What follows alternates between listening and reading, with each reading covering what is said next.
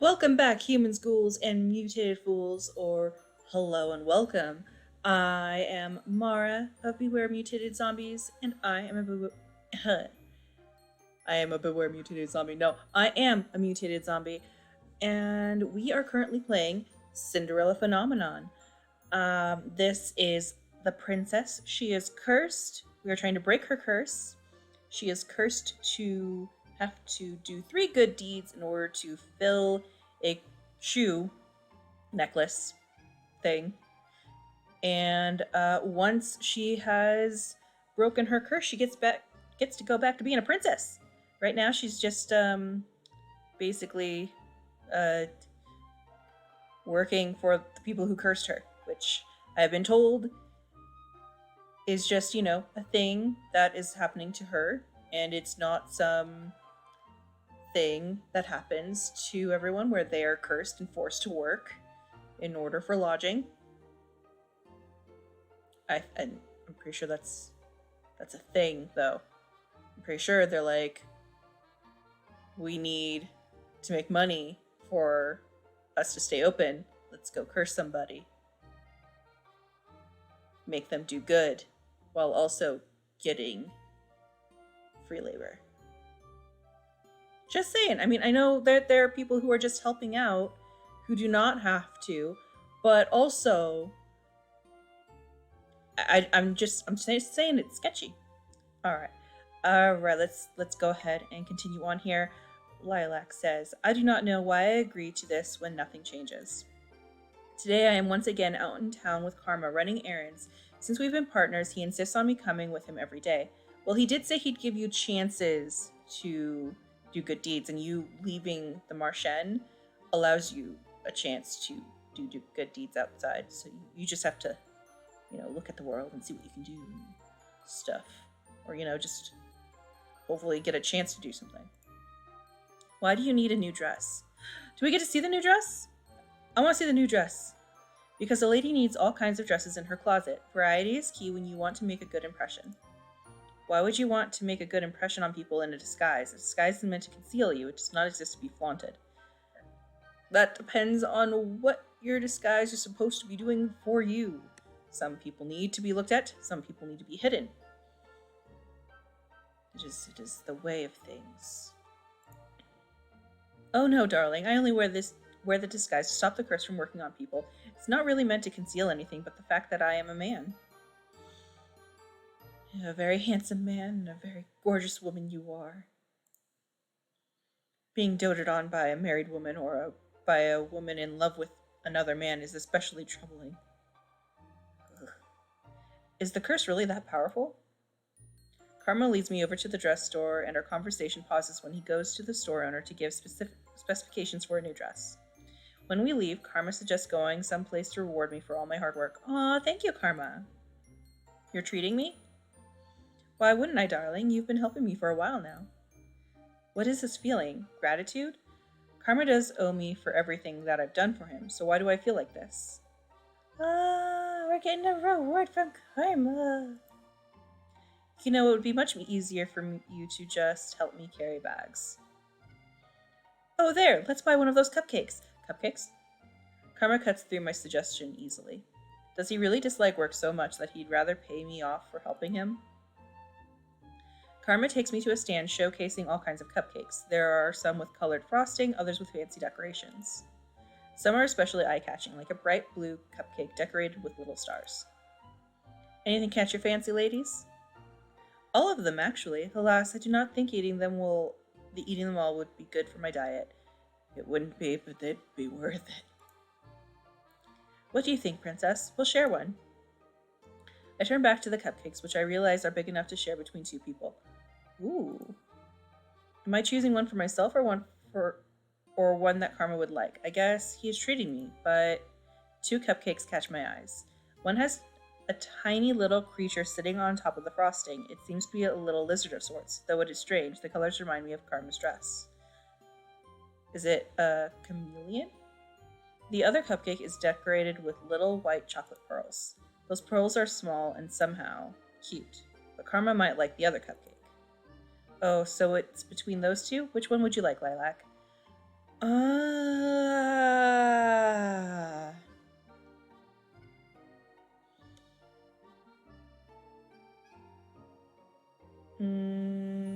I'm getting a free cupcake. So it doesn't really matter what it looks like to me. It's a free cupcake. And I probably haven't gotten to get treats like this. So I think I'm going to go with the cupcake that makes me think of karma. And then if I ever get another cupcake again for free, then I can say the cupcake with the pearls. Because it's like, well, this one reminded me of you. But since you're treating me again, I'm going to get this cupcake. And then next time, if we go again, it's a new cupcake. So every time it's a different cupcake. Also, I want to know what the lizard looks like. Like, the lizard cupcake, that seems really interesting. I want to know what the lizard is made out of. I'll have that one. And how big is the lizard? The one with the... Oh my, is that a chameleon? I knew it! Chameleon! A chameleon? It is a chameleon! Oh, that's adorable. Sir, we'll take one of those. I was thinking you'd like it for the colors, not the chameleon, whatever that is. You don't know what a chameleon is? Oh my gosh. But yay, we also got that. But also, the chameleon also works, because Karma has to, like, do a lot of blending in and stuff. Let's go enjoy this somewhere else, shall we? Karma leads me to the middle of the plaza, and the two of us find a table. He walks off to get a fork and a knife before returning and handing a set to me. Do we really need a knife and fork to eat a cupcake? You're sharing a cupcake. You do need a knife and fork, especially if it's as big as you say it is. So, before we got your dress and you distracted me with cupcakes, we were talking about your curse. Were we? It's not an interesting topic. I was glad that we had gotten off that tangent, to be honest. Why don't you want to talk about it? You have your secret just as I do, Princess. But the whole point of pairing up is to help each other with our curses. Princess, you want to help me? Only because it is necessary that I help him so he can help me. No! I want to help Karma because it's the right thing to do. And also, I want to help everyone get free of their curse, so long as, they've learned their lesson and they do good in the end, and they're not jerks. I haven't made any progress helping you, though. You said you would provide me with opportunities. I'm not very good at that, am I? I'm sorry, Princess. Well, I don't think I've done anything for you either. But Princess, you've been helping me for the last few weeks. Whether or not it is an obligation, you still are good company. Oh, shock. Lilac felt a shock. Good company? No one has ever told me that before. They only chide me for being difficult to speak with. You are difficult to speak with. However, you provided Karma with company. Oh, that's so cute. That doesn't look big enough for two people to eat, though. But also, that's so cute. Karma starts cutting the cupcake, his knife sliding through the frosting and cake with ease. I've definitely never seen such refined manners for a simple dessert. What was your life like before the curse, Princess? I have no need to tell you any of that. But if you're trying to get Karma to open up, you should open up too. No, it's not necessary, but I am curious. Would I be doing a good deed in telling him? I don't think so. How about we trade off fact for fact? Yes. You give me a story today and I'll give you one tomorrow. What makes you think I'm interested in your life? You asked questions about what?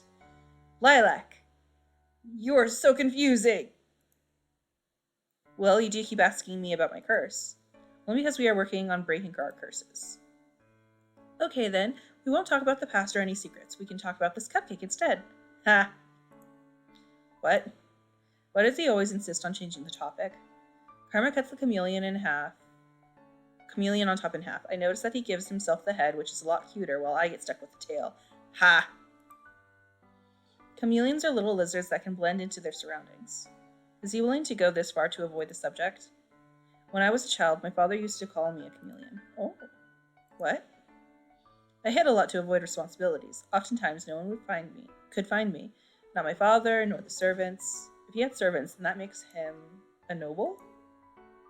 One day I was out searching for a mythical creature in our garden, and I came upon the chameleon. It was this small, silly little lizard, but I'd only found it because I was looking for something fantastic. The lizard on the cupcake does not seem at all that fantastic. That's because you haven't seen it in action.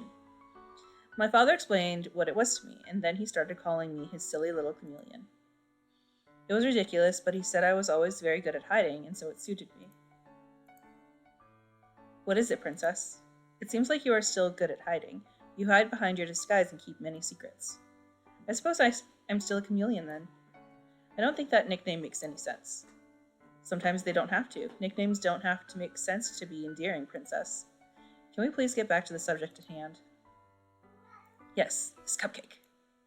If you insist on sharing a story for a story, then I will tell you something about me. Oh? You didn't seem the type to want to share. I normally do not see any reason for sharing things about my past, no. Mother once told me that to confide in someone else was a weakness. But more than that, I was always worried that others would judge me. No one has ever wanted to listen to me. I know enough about others' opinions of me to know that they think I am the one at fault. Always. I wouldn't judge you, Princess. He's listening to our thoughts. I mean, I wouldn't judge you for not wanting to say anything to me. I divulge nothing to you, after all. A story for a story, that is the deal, right? I expect you to keep to it. Or rather, a fact for a fact. It is not like I have to tell him everything, just something about myself. I will tell you about my life at the palace. It's not as if it's secret, though I doubt Karma would understand. Ever since Mother died, the palace has been a cold place. Oh. Why the surprise? Is it because you see Emmeline and Rod and assume we are all one big happy family? I do have to admit that Princess Emmeline seems quite gentle. Prince Rod is quiet, but he seems like an honorable man. When I saw you and the princess at the dress store, Princess Emmeline seemed very nice, is she not? Her kindness is fragile at best. She tries far too hard for it to be genuine. Her insistence is irritating. I have never wanted to be friends with her. The king took a second wife after my mother died, as if she never mattered to him. Karma is silent, and I continue to talk, my emotions loosening my tongue. I had meant to stop there, but the words keep coming. The only one who ever showed me any affection in the palace was Mother. The king never paid much attention to me in the first place, but he treats Rod and Emmeline far better than he has ever treated me. What was your mother like? All of my fondest memories are of her. She was always with me in the palace, teaching me right from wrong. She taught me how to not show weakness, who to speak with. Who to speak with? Needless conversation is useless. People are often very likely to lead you astray. That was the reason I never saw any reason to speak with the townsfolk. Will you judge me as everyone else does? No, Princess, I'm not judging you. I'm just a little sad. Sad? Why would he be sad? It sounds like you lived an empty life. It was not an empty life. But it sounds as if your mother separated you from everyone. It wasn't as if the townsfolk would have accepted me anyway. Mother said they were not to be trusted. Princess, about your mother. I will not hear you speak ill of Mother. No, I only had a question about your mother. Karma coughs, and I pause to stare at him as he clears his throat. What is it? This. Oh, gods. I hear the change immediately. His voice is lower, far lower, the soft gentleness gone. Karma puts a hand to his throat and grumbles. Karma's voice is teetering on the edge of sounding unmistakably male.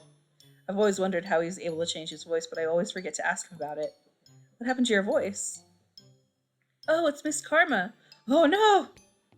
I turn to see a young market girl approaching us. She looks at Karma adoringly. I always wanted to speak with you, Miss Karma, ever since you complimented my dress that one time in the dress store. Your dress is lovely as always, Miss Karma. Poor Karma. Karma?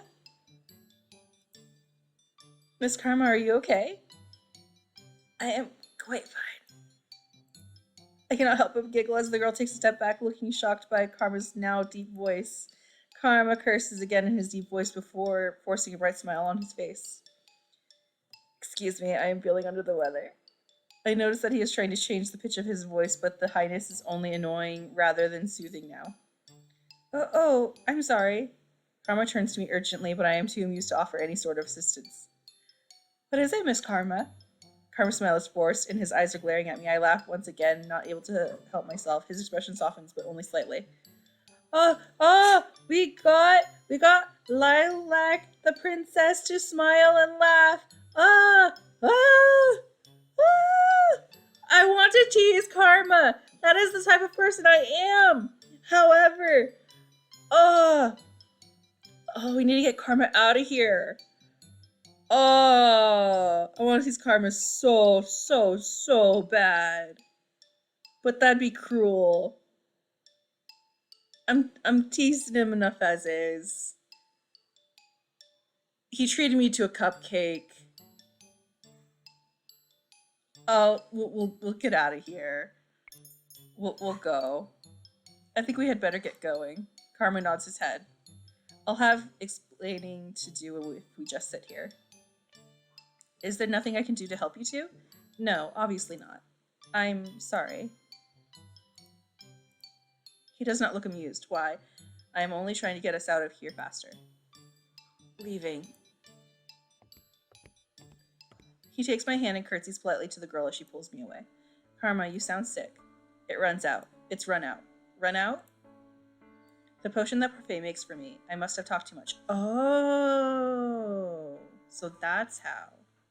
You talk too much? Karma puts a finger to his lips as we stroll through town. He shakes his head, making it clear that he won't speak to me until later. When we arrive at the tavern, it is already dark. Karma pauses and turns to look at me. What? You have a nice smile, Princess Lilac. I'm glad I could make you laugh. Well, of course I laughed. You sounded ridiculous. It's worth sounding ridiculous just to see you smile. You and Rumple really are the same. The comment doesn't faze him. He smiles widely as he leaves for his room. I'm glad I can make you laugh. Aww. I cannot get those words out of my head, even though I'm supposed to be resting for the night.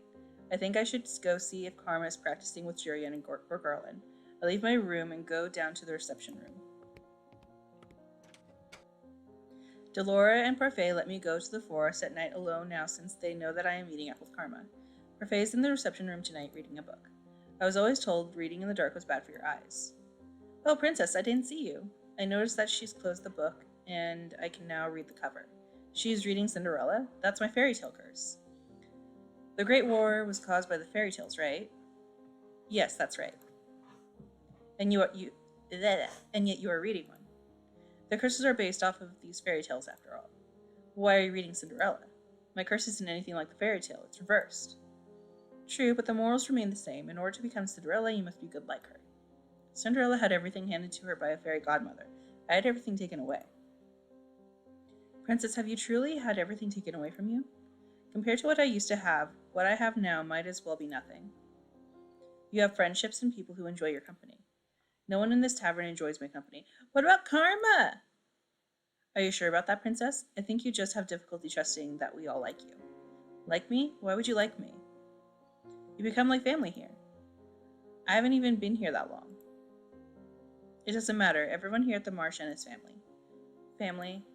You are saying that everyone at the Marsh Inn is like family? Princess, you're one of my boarders. You're more than just a regular here.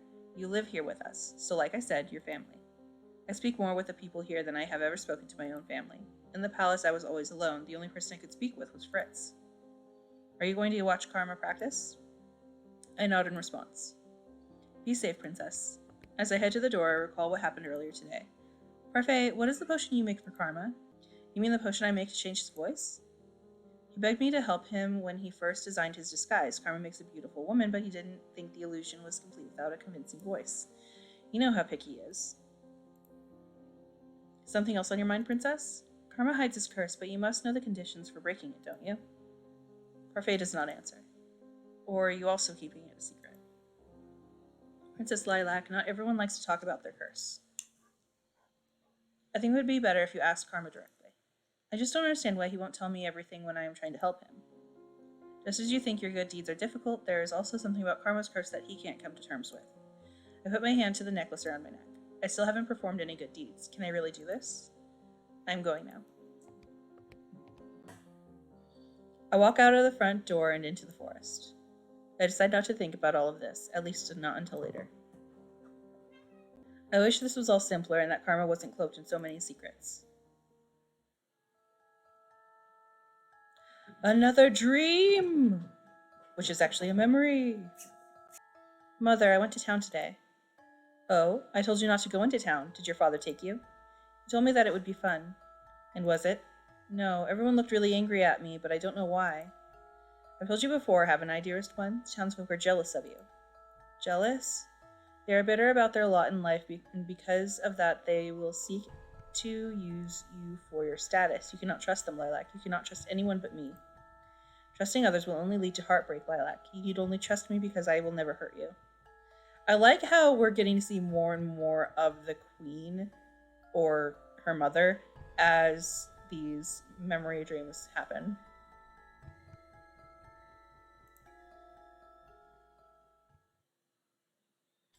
Chapter 5 Favors and Payback.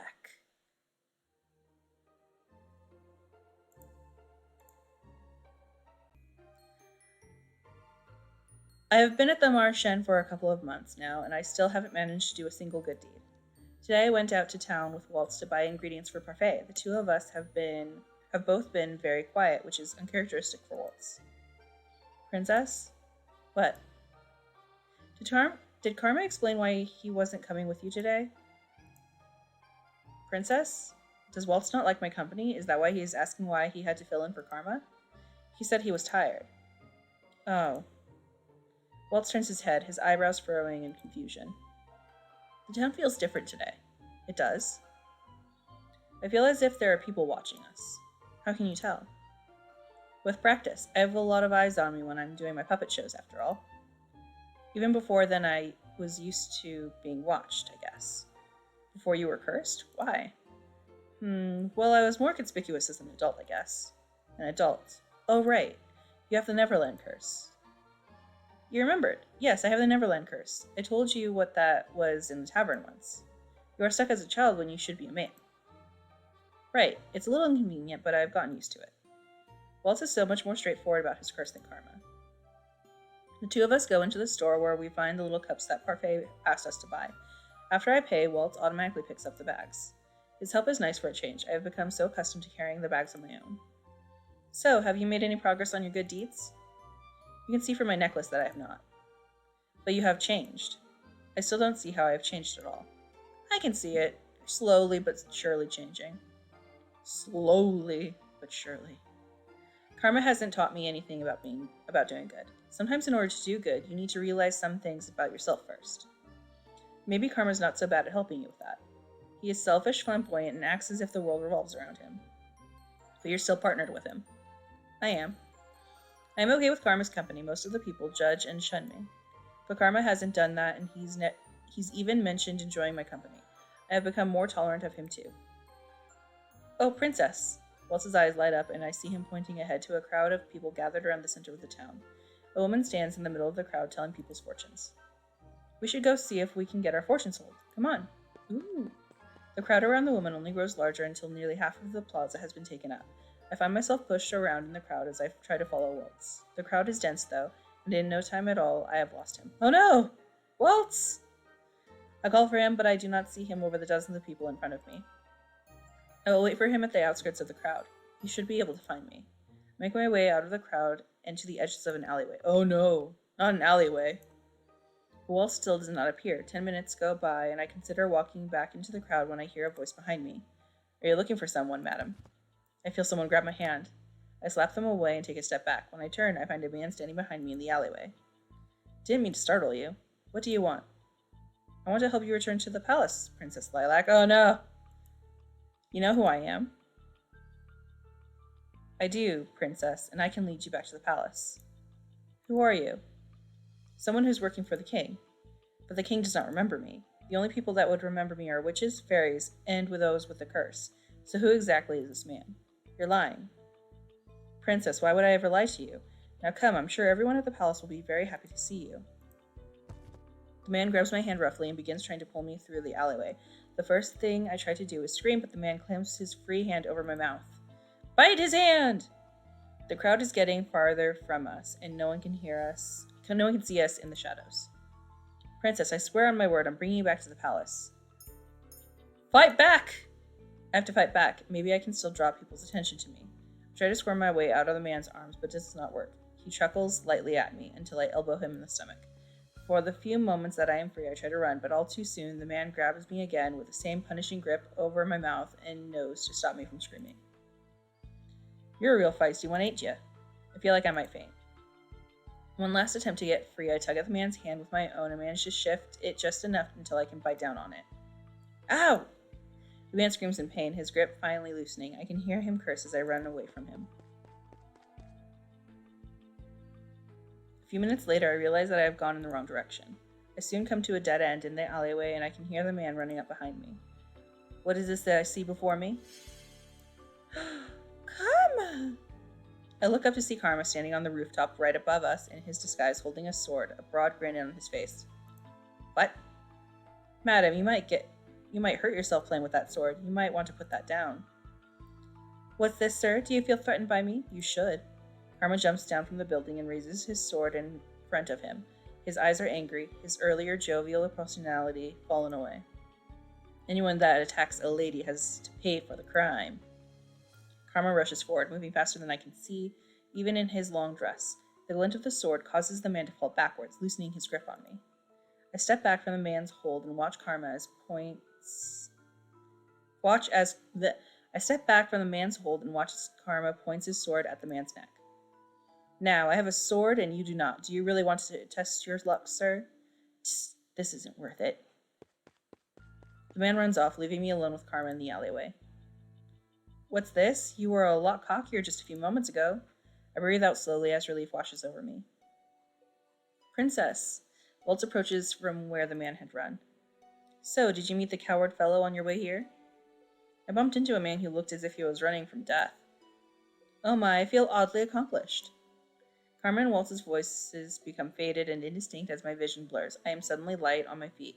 All the adrenaline from earlier has dissipated into thin air. I feel tired. Oh, Princess. Fainting from overexertion and fear. Before I can collapse, I feel arms pulling me back up. Rest easy, Princess Lilac. I close my eyes and fall into blackness. When I wake up, Anise is setting a tray of food down on my bedside table. She does not notice as I rise slowly from bed. Anise. Oh, Princess, you're up. We were worried about you. Lady Delora and Lady Parfait said you were just out because of shock, but still. How long have I been asleep? Just a few hours, Princess. Don't worry about your chores for now. Lady Delora says that if you're feeling better later, you can use Mr. Broom. Why? That's so cruel. Just thinking about using Mr. Broom gives me a headache. Where are Karma and Waltz? Waltz is scouting the town looking for the man that captured you. And Karma? I think he might be in his room, Princess. He's got patrol tonight, so he's resting a little bit. If he has patrol tonight, that must mean he was resting this morning, too. How did he know I needed help? Do you need anything, Princess? No, I'm going to visit Karma. What? To thank him? However, he knew if Karma hadn't been there, things would not have ended so well. Yes. That's sweet, Princess. Oh, Lady Laura wants to talk to you about what happened when you're feeling up to it. Okay. I wait until Anise leaves the room before I follow after her. It is only after I exit my room that I realize I do not know where Karma's room is. Anise must have assumed that I already knew, with us being partners and all. It's fine, I do not need Anise's assistance for this. I can find Karma's room on my own. It takes me some time, but eventually I find a room with his name on the door in careful, flowery letters. It suits him. I simply open the door without thinking to knock. Why would you do that? We're gonna see a naked Karma. Oh no. I need to shield my eyes. Ah! Shirtless Karma. Oh, there's a tattoo. I expected to find Karma lying in bed, but instead he is standing in front of a mirror changing his clothes. Princess? Oh. I do not think I have ever seen a shirtless man before. Oh, indeed. Ah, he's smirking! Ah! He turns to me, and the realization that he is standing there just in his pants hits me hard in the stomach. My face feels incredibly, uncomfortably warm. I want to see him in just his pants! Why are you just standing there? Put on your clothes! And then I notice the large tattoo on his chest. It is a rose ensnared by many vines. I stare at it for a few moments before Karma puts a hand there to conceal it. It's rude to come into a lady's room unannounced, you know. Karma slips his usual dress on carefully over his head, and then approaches me. I take a step back without realizing. Karma raises an eyebrow, then smiles at me mischievously. It is a familiar look, but it rattles me more now than it ever has before. My princess, you're as red as a tomato. Are you okay? Does this man always need to point out the obvious? I'm fine. There's no need to shout, darling. Now, what did you come here for? To see me, the beautiful Karma? Does everything always have to revolve around you? Well, you are breaking into my room. I'm barely able to stifle a sigh. Well, I cross my arms and frown at him. His smile makes it harder to get my next words out. I came here to thank you.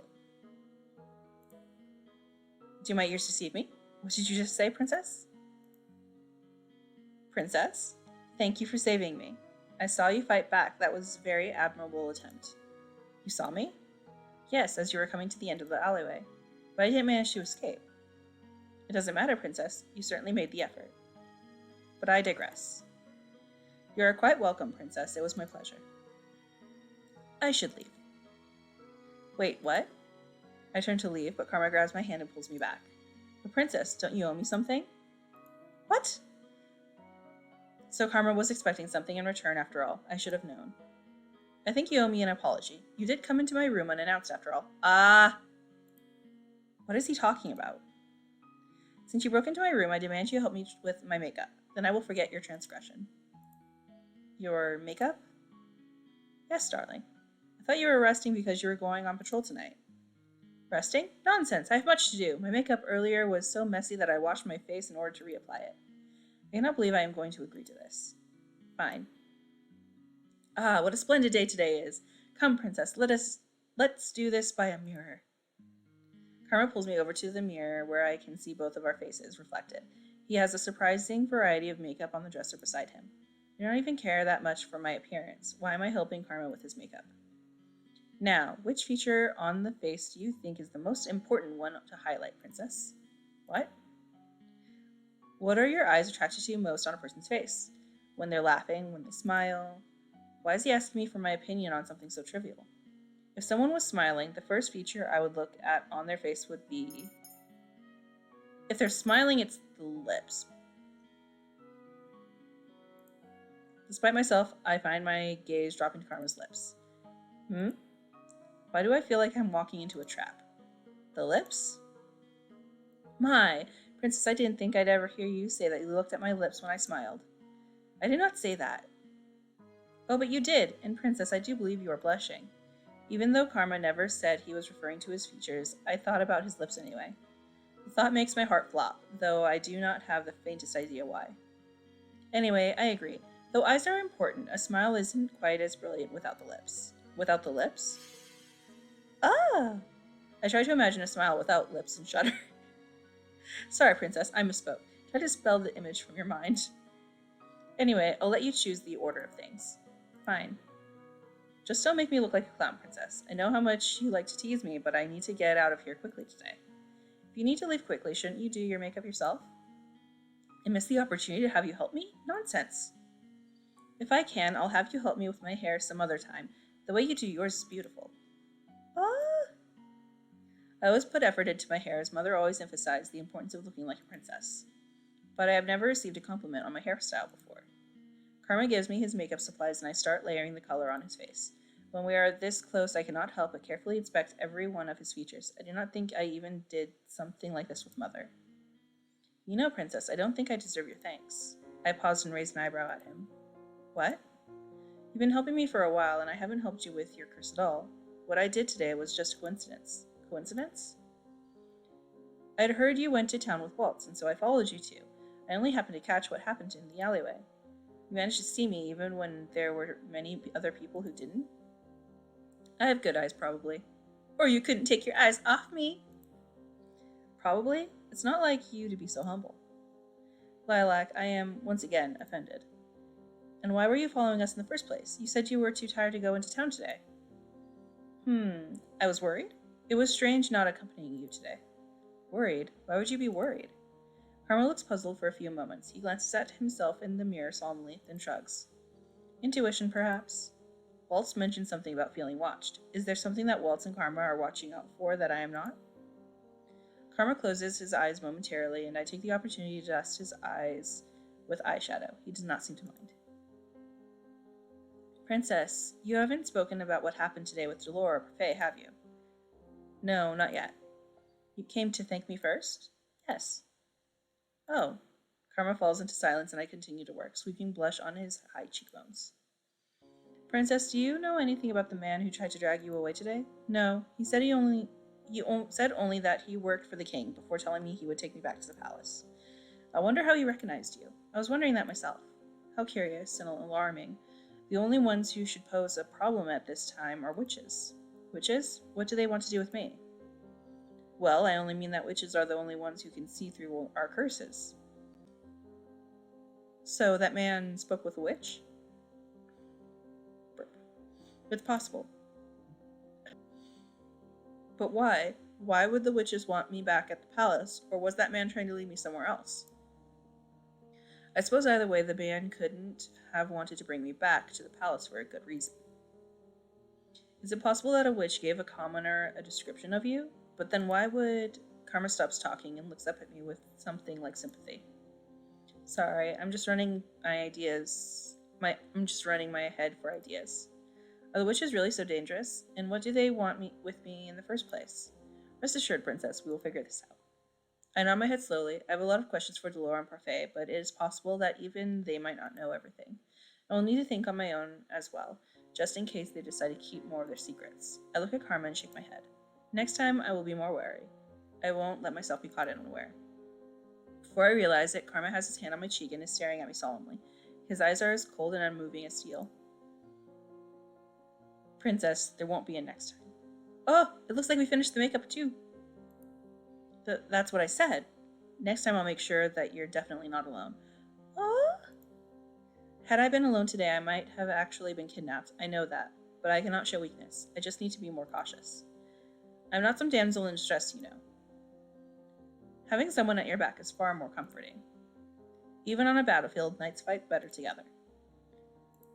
What's wrong? Nothing. He moves his hand away from my face and stands up, sighing.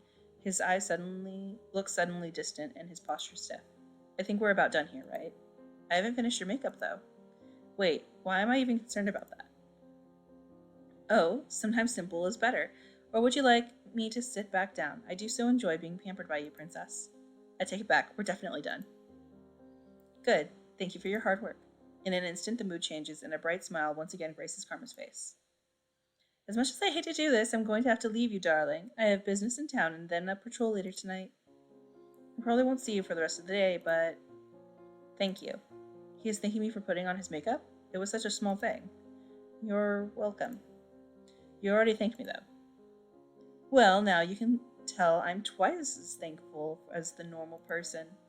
That doesn't make any sense, but it's Karma. A lot of things he says do not make sense. I leave the room with Karma, and he leaves the tavern as I go to find Parfait and Delora. There's so much good karma-y goodness. I just want to keep playing, but I can't. I have things to do. I have to set up our defenses and make sure that things are well prepared in case of another zombie horde coming through. But thank you all for watching this episode of Cinderella Phenomenon. I hope you enjoyed it. Be sure to like, subscribe, share videos with your friends. If they like games that you like too, and you're like, hey, look at this. You weren't able to play it, but here's somebody playing it. Hey, they're going through the Karma playthrough. In case you want to watch them do it, you should watch it. Hey, look how messed up this person is going through the game. You should judge them harshly. But anyways, yeah, hope you're all having a good day. I have to go. See you in the next one. Bye-bye.